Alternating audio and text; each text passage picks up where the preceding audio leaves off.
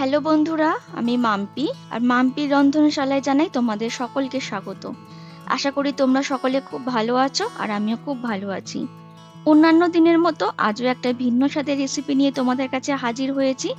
আজকে আমি তোমাদের সাথে শেয়ার করব পেঁয়াজকলি দিয়ে চুনো মাছ বা মোরলা মাছের চচ্চড়ি। গরম গরম ধোয়া ওঠা ভাতে এরকম ছোট ছোট মাছের চচ্চড়ি খেতে কিন্তু দারুণ লাগে। তাহলে চলো আজকে আর বেশি কথা না বাড়িয়ে আজকের রেসিপিটা আমি ঝটপট তোমাদের সাথে শেয়ার করে ফেলি। আর আজকের রেসিপিটা তোমাদের ভালো লেগে থাকলে একটা ছোট লাইক আর নতুন বন্ধুদেরকে আমার চ্যানেলটা সাবস্ক্রাইব করার অনুরোধ জানিয়ে আমার ভিডিও আমি শুরু করছি। আজকে রান্নার জন্য যে উপকরণগুলো লাগছে চলো সেগুলো আগে তোমাদের দেখিয়ে দিই। দেখো এখানে আমি চুনো মাছ বা মোরলা মাছ নিয়ে নিয়েছি। মাছগুলোকে ভালো করে ধুয়ে আমি পরিষ্কার করে রেখেছি। এখানে আছে পেঁয়াজকলিগুলোকে আমি এরকম লম্বা লম্বা করে টুকরো করে কেটে নিয়েছি। এখানে আছে আলুগুলোকেও আমি পেঁয়াজকলির মতোই এরকম লম্বা লম্বা করে কেটেছি।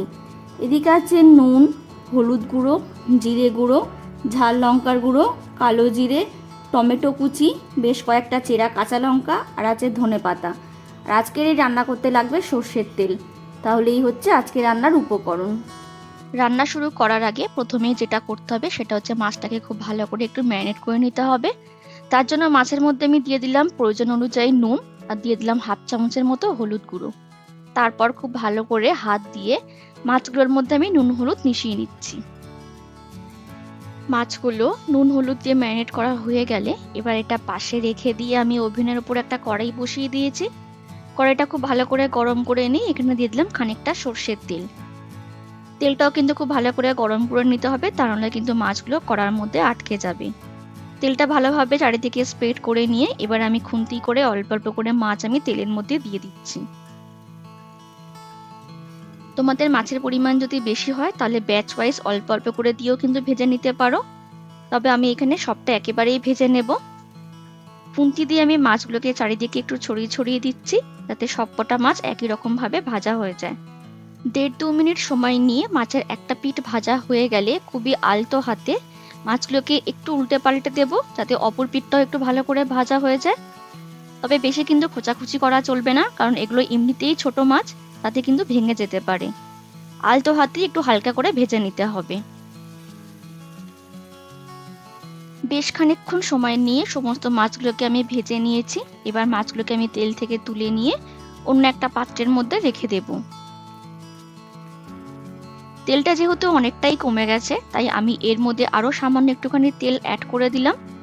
তারপর তেলটা ভালো করে গরম হয়ে গেলে এর মধ্যে দিয়ে দিচ্ছি হাফ চামচের মতো কালো জিরে আর দিয়ে দিলাম বেশ কয়েকটা চেরা কাঁচা লঙ্কা। তারপর কয়েক সেকেন্ড নেড়ে চেড়ে ফোড়নটাকে একটু হালকা করে ভেজে নেব।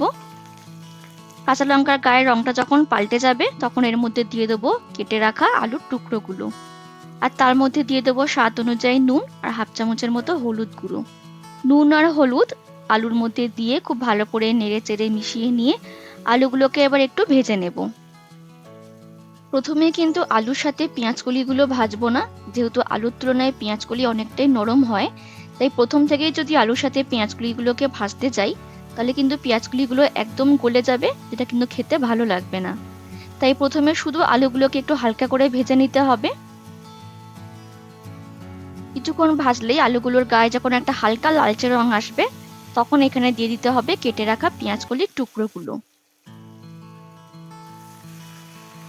এবার আলু আর পেঁয়াজকলি সমস্ত কিছু একসঙ্গে মিশিয়ে নিয়ে আরো খানিকক্ষণ একটু ভেজে নেব, যতক্ষণ না পেঁয়াজকলিগুলো একটু নরম নরম হয়ে যাচ্ছে।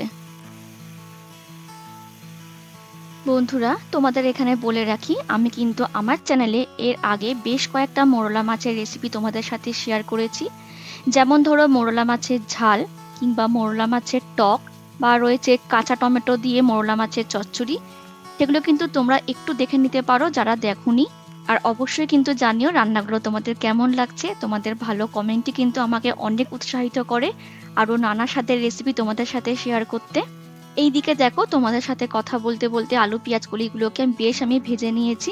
এর থেকে বেশি আর ভাজবো না, বেশি ভাজলে কিন্তু পেঁয়াজ কলিগুলো কাঠির মতো হয়ে যাবে, যেগুলো খেতে মোটেও ভালো লাগে না। তাই সবজিগুলো একটু হালকা করে ভেজে নেওয়ার পর আমি এর মধ্যে দিয়ে দিলাম টমেটো কুচি, তারপর দিয়ে দিলাম হাফ চামচের থেকে একটু বেশি জিরে গুঁড়ো, আর সবশেষে দিয়ে দিলাম ঝালের প্রয়োজন অনুযায়ী লঙ্কার গুঁড়ো।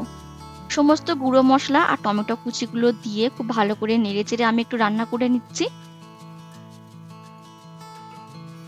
ঠিক ততক্ষণ রান্না করে নেব যতক্ষণ না টমেটোগুলো একটু নরম নরম হয়ে যাচ্ছে।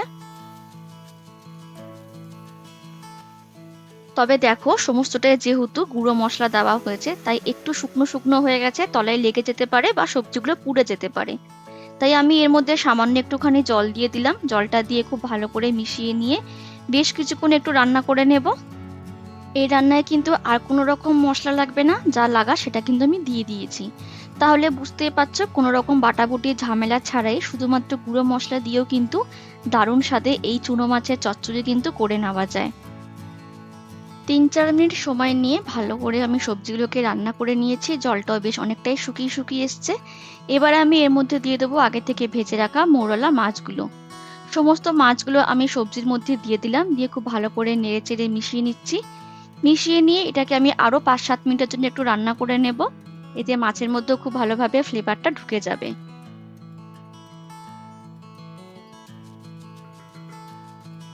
5-7 মিনিট সময় নিয়ে খুব ভালো করে আমি সমস্ত কিছু রান্না করে নিয়েছি। আর সবজিগুলো কিন্তু এতক্ষণ রান্না করতে করতে বেশ অনেকটাই কিন্তু নরম হয়ে গেছে।